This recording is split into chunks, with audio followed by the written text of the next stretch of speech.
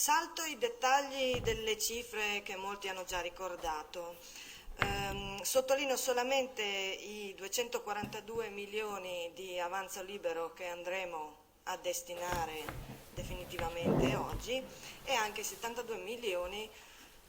di extra contributi al sistema di autonomie locali. Seguendo l'illustrazione, la relazione illustrativa con il quale è arrivato questo provvedimento, si evidenziano alcune assegnazioni alle varie direzioni che se sommiamo portano a un ammontare di circa 122 milioni. Se a questi aggiungiamo anche i 24 milioni per la ricapitalizzazione di medio credito e l'accantonamento di 49 milioni per il fondo di rotazione per lo sviluppo, si arriva ad un ammontare di circa 195 milioni, da cui deriviamo la parcellizzazione di circa 50 milioni di interventi evidentemente non degni di nota. Sarà nostra cura recuperare tutte le poste che direttamente o indirettamente si sostituiscono ad una normativa di tipo generale e vanno ad aiutare soggetti discrezionali senza un'adeguata motivazione che ne determini l'inderogabilità. A questo proposito è parso immediatamente chiaro come, anche a seguito di alcuni improvvidi emendamenti presentati durante la fase di esame in prima commissione integrata, la pratica deprecabile delle cosiddette poste puntuali sia impossibile da abbandonare, nonostante le numerose rassicurazioni reiterate dalla Giunta. Tanto che viene facile rinominare questo disegno di legge in assestamento Palmanova, grazie alle molteplici disposizioni specifiche disseminate qua e là nel provvedimento. Rimanendo nell'esame generale, quello che ci pare di dover evidenziare è che le modalità di distribuzione delle risorse, ma anche gli interventi normativi riportati, rientrano nel mainstream generalmente adottato a vari livelli dell'accentramento amministrativo gestionale e relegando le assemblee legislative alla mera funzione notarile dell'avallo di provvedimenti e misure stabilite altrove. È un dato di fatto, e questo provvedimento lo conferma, che il ruolo del Consiglio regionale è sempre più in secondo piano, e con questo anche la sua importante funzione legislativa. Dall'inizio di questa legislatura il Consiglio ha sempre corso dietro e collaborato ai desideri imperiosi della Giunta. Ricordiamo a questo proposito che in contemporanea all'iter di approvazione di questo provvedimento si stava svolgendo anche quello dedicato alla riforma delle norme regionali in materia di attività culturali, per non parlare del nutrito programma di riforme epocali preannunciato da qui a fine anno. Ci saremmo aspettati e avremmo voluto ascoltare da parte della Giunta una maggiore attenzione per il Consiglio regionale e per l'importante funzione che svolge all'interno della nostra Regione. Pur nella consapevolezza del necessario adeguamento del regolamento interno del Consiglio regionale che prevede l'obbligatorietà dell'accompagnamento della scheda di valutazione tecnico-finanziaria ad ogni proposta di legge o emendamento in discussione in aula a partire dal mese di ottobre, nulla è stato ancora predisposto per garantire coperture ad iniziative legislative del Consiglio, nonostante venga predisposto e comunicato regolarmente un programma trimestrale. Entrando nel dettaglio di questo disegno di legge, riteniamo di segnalare i seguenti aspetti. In questa fase il Consiglio regionale si trova fra i corposi stanziamenti in favore delle attività produttive che hanno impegnato il Consiglio nell'assegnazione di importanti cifre dovute all'extragettito del 2013 e l'attesa di sapere quante risorse economiche potremo destinare per lo sviluppo del comparto manifatturiero, di cui parleremo solo nel prossimo autunno. Non ci stupiscono quindi i piccoli interventi purtroppo puntuali in questo settore. Gli unici spunti di discussione durante i lavori di commissione li hanno offerti il finanziamento di 2 milioni di euro in favore delle Camere di Commercio e l'emendamento che prevede la futura fusione fra l'Agenzia Turismo FVG e Promotour. Discussione quest'ultima che tesa più a capire quale delle due strutture meritasse di essere soppressa. Ed in tema di agenzie, enti, consorzi e miriade di altri soggetti coinvolti nello sviluppo del nostro territorio, e ribadendo la nostra ferma convinzione che i soggetti in campo siano troppi, e che sia necessario addivenire a una revisione complessiva, auspichiamo che lo si faccia tenendo conto delle esigenze delle imprese e non solo di chi gestisce posizioni di potere, ottenendo così il meglio per le attività produttive e non solo per chi negli anni li ha governati. Registriamo la continuità degli investimenti in materia di prevenzione e difesa del territorio in senso ampio, ma dobbiamo evidenziare che poco è stato fatto per la riqualificazione energetica degli edifici privati.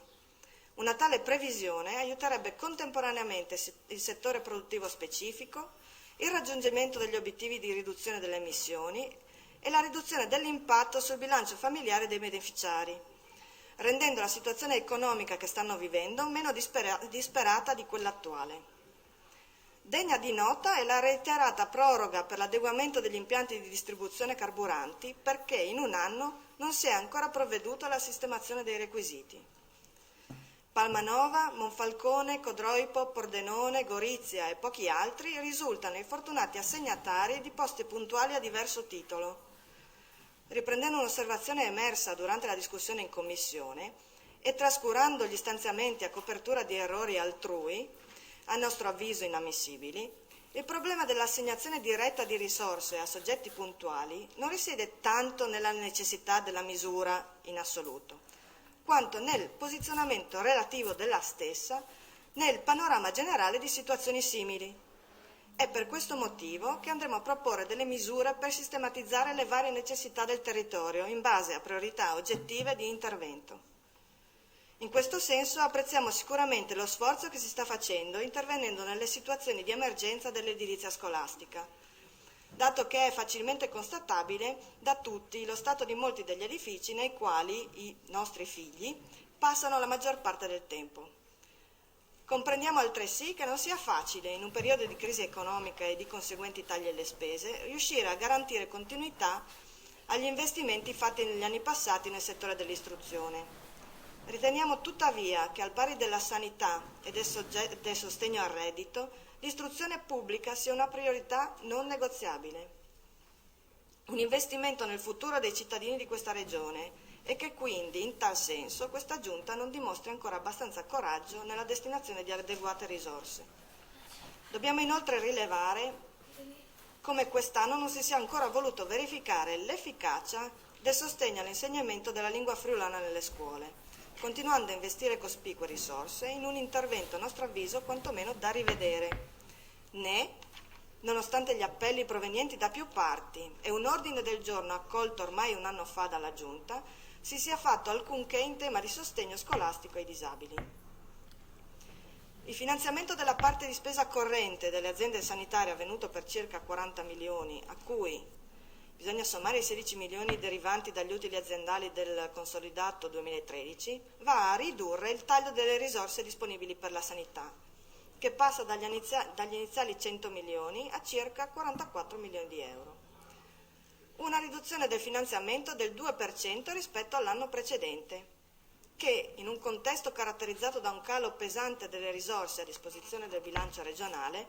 potrebbe risultare anche accettabile, ma che purtroppo non ci rassicura sulla capacità del sistema di garantire i servizi.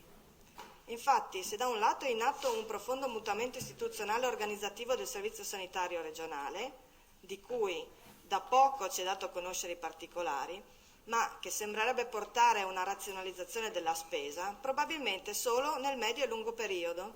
Dall'altro dobbiamo fare i conti ora con una diminuzione progressiva delle risorse avvenuta negli anni e con tutte quelle inefficienze che fino ad oggi non si è voluto toccare. La nostra preoccupazione più grande restano comunque il sottofinanziamento e la mancata riorganizzazione delle politiche sociali della Regione. Non riteniamo sufficienti le risorse destinate per i fondi sociali dei comuni e per l'abbattimento rete dei servizi per la prima infanzia e per integrare e sostenere il welfare regionale. Come messo in evidenza dalla Caritas, nei giorni scorsi la politica sociale ed economica varata fino ad oggi in Italia non è stata in grado di dare una risposta alla povertà crescente, che negli ultimi anni di crisi è raddoppiata. Ci aspettiamo da chi governa questa regione che non si preoccupi solamente di salvare banche, ma anche le famiglie, facendo ripartire così quella domanda interna che di riflesso sostiene anche gli investimenti delle imprese.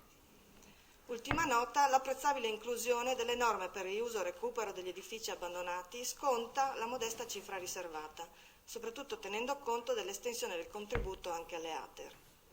In conclusione, la nostra attenzione sarà concentrata sulla ricerca di risorse che permettano di finanziare la legge sul reddito minimo garantito, per il quale,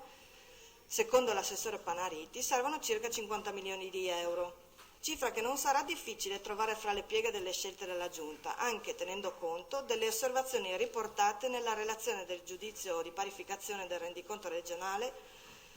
per l'esercizio 2013. Grazie.